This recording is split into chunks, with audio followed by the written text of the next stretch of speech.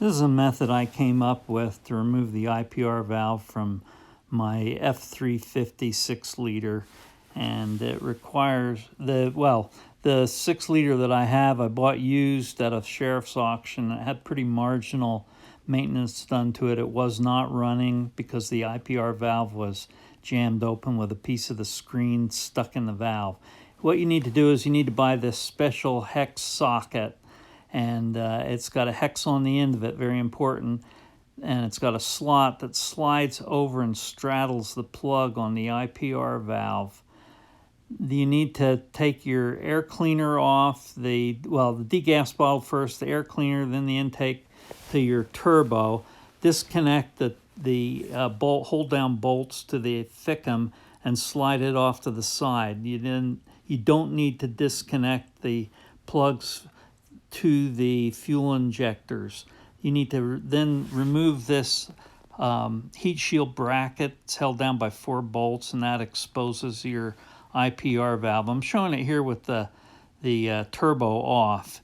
There's a plug that goes into the IPR valve. It's got a little rotating snap clip. You rotate it off to the side and pull the plug out. It also may have a little heat shield that's held on with some Velcro or a snap, and you push that out of the way, and then you can rotate that clip off.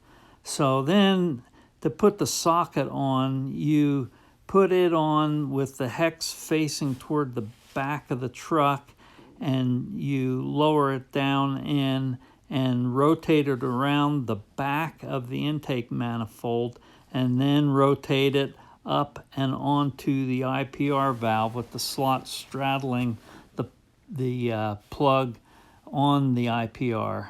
Once you have it on, you can use an 1 1/16 inch wrench to break it loose. You can use either an open end or a box.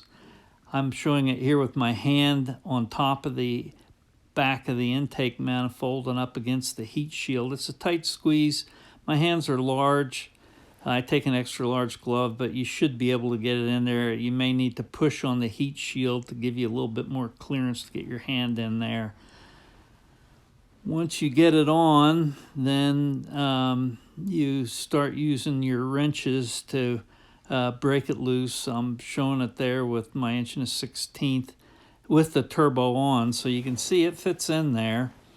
And I used a combination of open ends and box ends. I made this little 6-inch wrench. I ground it to the 1 1/16, which enabled me to make a little bit longer strokes in taking it out, because if you use just the regular wrenches, you can only get a small rotation with each engagement.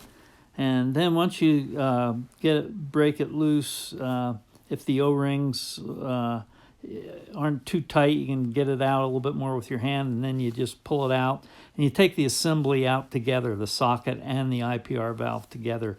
If you drop it as you're rotating it out, it'll just fall in the valley. You can pick it back up, and then you can lift it up and out.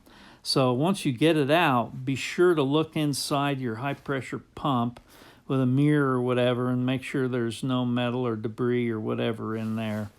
So when you go to put it back on, it's just the reverse of taking it off, and you need to put that, you put your wire on, snap rotate the clip back onto the IPR valve, and attach your